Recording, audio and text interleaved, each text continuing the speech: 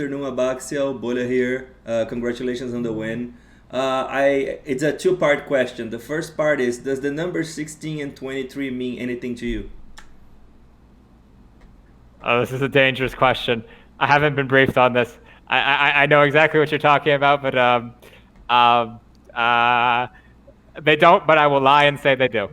Okay, no. I asked this to Absolute on another press conference. 16 is the number that Flamengo got on a win streak last year, and 23, sorry, is the number that they got on the total wins on the split. You guys are now 7 and 0, and I know that you guys play for the win. You guys play for the CBLO and the MSI in this case, but having the chance to break the win streak or the amount of wins in one split and set up a new record for the CBLOL, especially for you that have been in the CBLOL for so long, is that something that motivates you guys, that gives you guys an extra boost, or not really? A little bit. I wouldn't say a lot. I had a really nice streak last year, for instance, when I was with Kaboom, and we had that 12-0 run, come from behind. Is an undefeated season, something wonderful? Absolutely. Could we just barely beat that Flamengo record? Yes. If we go undefeated during the regular season, that'd be 18-0. If we manage to hold that to playoffs, that'd be 24-0. That would be just, a little bit more. And obviously, there's no reason to lose on stage. You can always learn, regardless of whether you won or lost. But we care about winning in the end first and foremost. We're willing to take risks in draft. We're willing to focus a little bit more on the long term rather than win every week. I mean, we are undefeated so far. We have a little bit of that luxury of thinking, oh, what's best for us, 2 weeks from now, 3 weeks from now, as opposed to how do we win this weekend? We must win this weekend no matter what, play the same comp every single scrim game. Thank you, Baxio. Good afternoon, Baxio. Mariana Coelho from the Clutch here. Congratulations for the win today. It's getting quite, let me say, boring talk to Flamengo in the press because it's always the winning, it's always screen problems or the same things we talk about every single time. I'm not going to say the team is getting like predictable. We're going to say, oh my God, Flamengo is the strongest team we have now. So to surprise us, because you guys are the most successful right now, what are you guys planning to do next split or on the next few games so we can expect something more out of the box? Or yeah, you got it. No, okay. So certainly the meta is going to change next patch. The meta is going to change with subsequent patches until we get to the finals. And so the game is going to be very different. There's no guarantee that we will continue to be the best team as the meta changes, as we have to learn and adapt and all those things. We're doing well right now, but again, right now is not the same as the playoffs. Other people have the capacity to learn from us, learn from other teams internationally. So the story is certainly not finished yet. But in terms of trying to surprise you all, we have pocket picks. You haven't seen them. For the first couple of weeks, we ended up playing like the same comp every game. But that doesn't mean we don't have more interesting stuff coming out there. I mean, if you want us to lose, if you want to hear like what I sound like when I'm sad or like what my players sound like when they're sad, then okay, go for it. But I don't know. I don't like losing very much. I'd prefer to stay happy and smiling, giving off good vibes. Yeah. Thank you so much. Hey, Baxio. Congratulations on the win. Talking more about the metagame, how do you think your players are getting along with the meta right now? Do you think any future changes could break your team? I mean, obviously, we have our champion pools, and in some ways they're strong. In other ways, we have things to adapt to. Do I want to say specifically which ones could give us trouble? No, not really. But if I believe one of the ones targeted for next patch is the jungle experience change, which means that junglers will no longer have as much incentive to just power farm, power farm, power farm.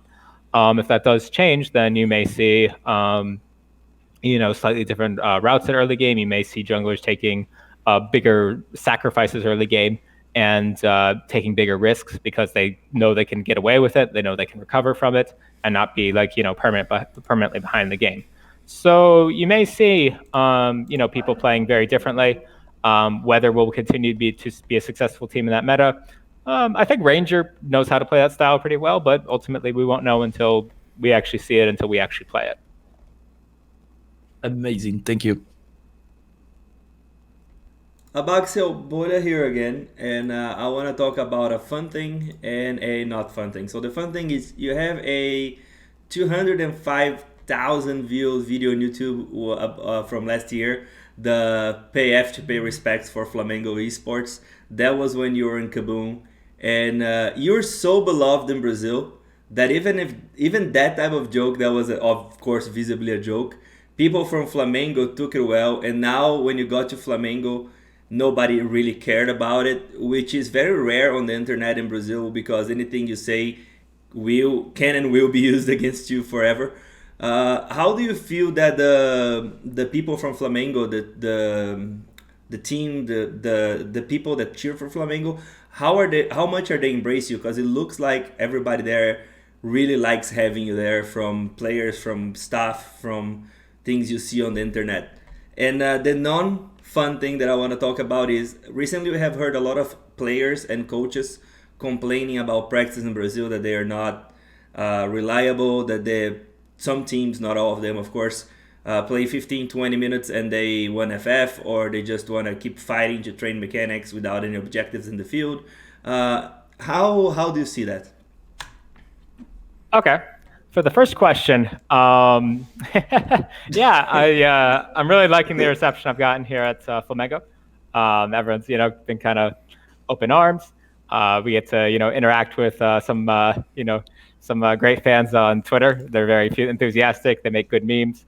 I sometimes repost those memes. It's really, really quite fun. And certainly I'll have a few of my own to make in the future. So keep your eyes peeled for that. But so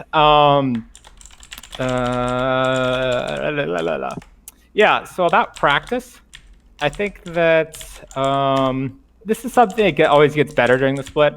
Ultimately, yes, like there are people that we could complain about for a variety of things, whether they don't take risks in scrims, or they play too differently from between stage and the scrim, or all those kinds of things.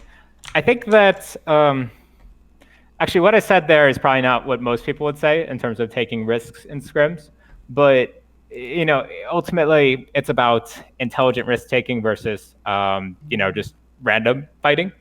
Everyone's going to have a slightly different perception of that, but yeah, it's true that like some teams, when they get behind earlier, they don't, they get kind of tilted.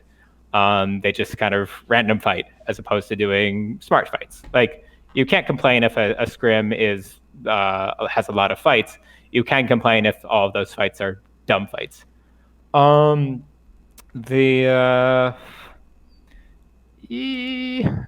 ultimately, like that always improves at least a little bit during the split. By the time playoffs runs around, there's a higher quality of games. There is more team fighting, more macro play, as opposed to fewer just like, this game is over at 10 minutes, this game is over at 15 minutes.